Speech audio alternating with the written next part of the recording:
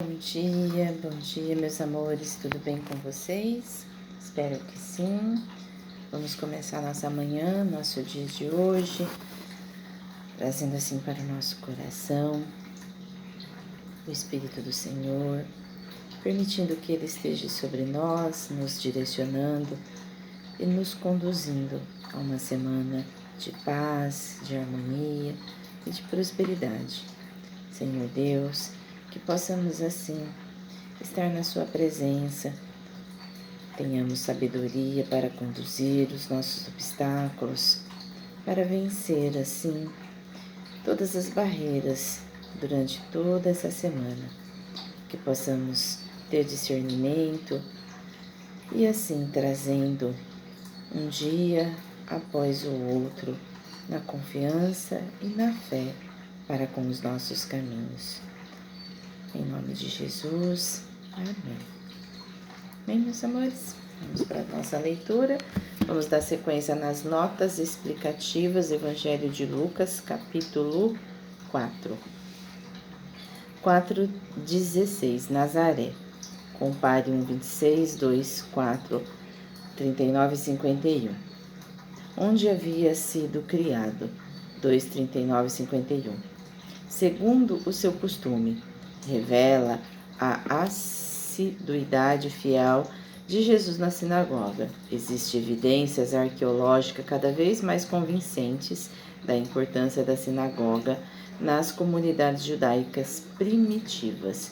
Muitas sinagogas foram descobertas desde as eras romana e bizantina, tanto na Palestina como em todo o mundo romano. Atos 17:1, 18:4 e 26. Nas regiões da Galiléia e da Judéia, sinagogas do século I foram desenterradas em Gamala. Veja a sinagoga e o culto judaico a seguir. Massada, Heródio e Cafarnaum. Sobre a sinagoga de Cafarnaum, veja a nota Marcos 1:21. Elas geralmente consistiam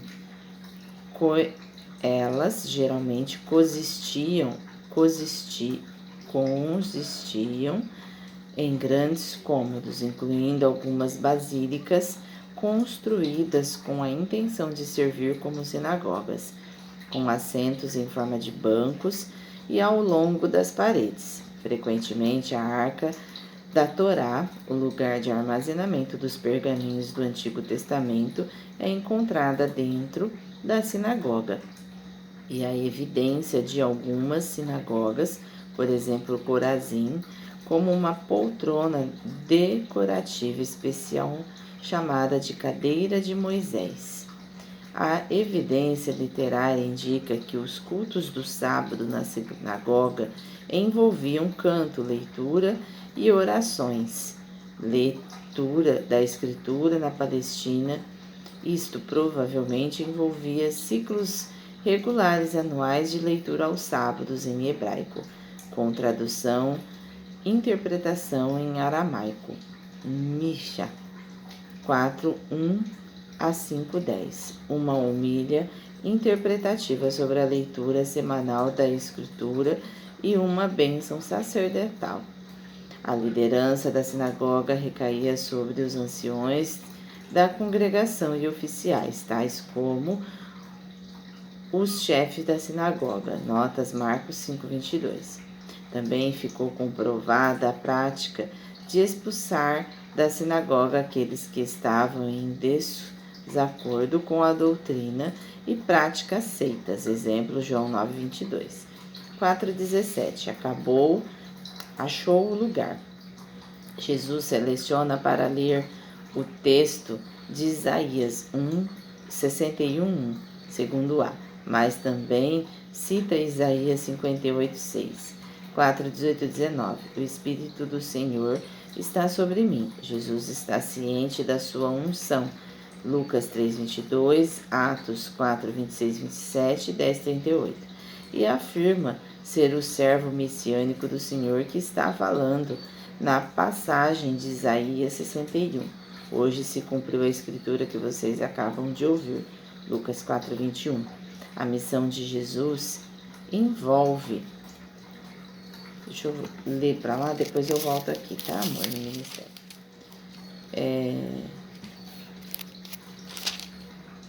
A missão de Jesus envolve... Acho que aqui acabou. A missão de Jesus envolve... Aí aqui a gente já passou aqui. Que fala, todos tinham os olhos fixos nele, e é um recurso literário para chamar a atenção do leitor, aquilo que Jesus vai dizer. Aí a gente tem aqui o ministério. Desculpa, tá aqui em cima, gente. A missão de Jesus envolve evangelizar os pobres e proclamar libertação aos cativos. No Antigo Testamento, isto significa libertar aqueles que estavam escravizados no exílio. Porém, algo mais está indicado aqui, uma vez que libertação em outros lugares de Lucas. Atos se refere ao perdão do pecado, vista aos cegos, inclui tanto os fisicamente cegos quanto os espiritualmente cegos. Porém, liberdade os oprimidos envolve no ministério de Jesus cura aos enfermos, expulsão dos demônios, perdão dos pecados e ensinamentos éticos que promoviam justiça social. Proclamar o ano aceitável do Senhor é uma citação de Isaías 61:2, mas também está em vista em toda esta passagem o contexto do ano jubileu. Levítico 25:10. Jesus exerce o papel de um profeta ao proclamar as boas novas, mas também executa o papel de um libertador, o Salvador, Lucas 1:74, como aquele que salva o seu povo, Mateus 1:21. Aí a gente tem um mapinha, o ministério de Jesus na Galileia, Jesus passou a maior parte da sua vida e ministério na região da Galileia, uma área montanhosa no norte da Palestina. Ele cresceu nas colinas de Nazaré, uma cidade a cerca de 5 quilômetros ao sul do centro administrativo gentil de Cefórios. Logo depois de iniciar seu ministério público, Jesus mudou-se para Cafarnaum, às margens do Mar da Galileia. No tempo de Jesus, uma próspera indústria de pesca se desenvolvia em torno do Mar da Galileia e vários discípulos de Jesus eram pescadores. 4:20. Todos tinham os olhos fixos nele, e é um recurso literário para chamar a atenção do leitor aquilo que Jesus vai dizer. 4:12. Sobre o fato de que se cumpriu a Escritura, 24:44. 4:23, provérbio para um propósito semelhante. 23:35, para o fato de Jesus conhecer os pensamentos das pessoas, uma indicação da divindade. De fato, usado mais de 70 vezes no Evangelho, foi utilizado por Jesus no início de suas declarações e não no final. Isto enfatiza a veracidade daquilo que vem a seguir. Nenhum profeta.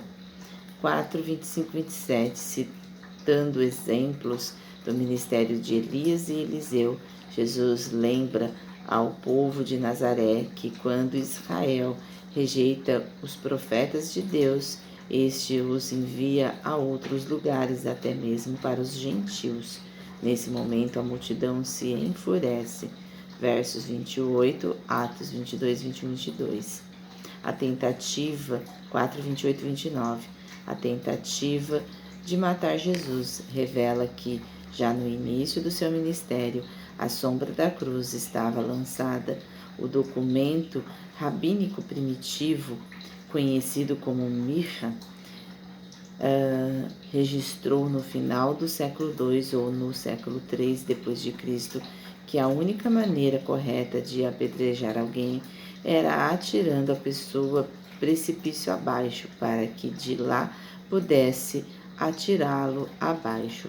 Contudo, é provável que as práticas oficiais de pena de morte fossem no Antigo Testamento, os quais mais comumente envolviam atirar pedras em alguém. Esta é uma atividade da multidão. Sob o governo romano, somente oficiais do governo poderiam executar a pena de morte. Via de regra, pelo menos 2 testemunhas confiáveis eram exigidas. Números 35, 30 e Deuteronômio 17, 6 a 7. E posteriormente os rabinos ensinaram que, depois do cuidado veredicto do tribunal, as testemunhas deviam agir em nome do tribunal para executar o criminoso. O corpo da pessoa apedrejada devia, então, ser pendurado em uma estaca até anoitecer, seguindo Deuteronômios 21, 22 e 23. Os rabinos consideravam o apedrejamento uma pena de morte legítima, especialmente para aqueles cujos pecados incluíam adultério, blasfêmia, idolatria, feitiçaria, rebelião persistente contra os pais ou desrespeito ao sábado. E depois a gente tem um outro mapa aqui falando da sinagoga e o culto judaico. Então, mostra aqui como era a entrada, como era a sinagoga. Em outras cidades e além de Jerusalém, a sinagoga era um centro de culto judaico no tempo de Cristo. As sinagogas estavam estabelecidas na maioria das principais cidades de Israel, embora reste muito pouco da sinagoga original do século I em Nazaré. Existe vasta evidência arqueológica que havia uma típica sinagoga judaica na cidade de Gamala. Sinagoga essa que teria sido muito em comum com as sinagogas que Jesus visitou em Nazaré e em outras cidades. A ilustração está baseada na escavação da sinagoga de Gamala, uma das mais antigas de Israel. A cidade de Gamala ficava a cerca de 10 quilômetros a nordeste do Mar da Galileia. Ela foi destruída pelos romanos em 67 d.C., no início da primeira revolta judaica. E aí depois vocês podem fazer a visualização desse mapa. E amanhã a gente encerra essas notas explicativas. Jesus retorna a Nazaré, lugar onde havia sido criado. Entra na sinagoga, como era seu costume. Levanta-se para ler e encontra nas Escrituras palavras que anunciavam sua missão. O Espírito do Senhor está sobre mim. A partir dali, Jesus apresenta uma missão que não está voltada para si mesmo. Ele fala de boas novas, de liberdade, de restauração, de pessoas que precisam ser alcançadas e acolhidas. Isso nos ensina algo muito bonito sobre nossa própria caminhada com Deus. Aquilo que recebemos dele não deve terminar somente em nós. Se recebemos amor, podemos amar. Se encontramos consolo, podemos consolar. Se fomos acolhidos, podemos acolher. Se recebemos uma nova oportunidade, podemos olhar com misericórdia para quem também precisa recomeçar. Jesus estava consciente de quem era, mas também sabia que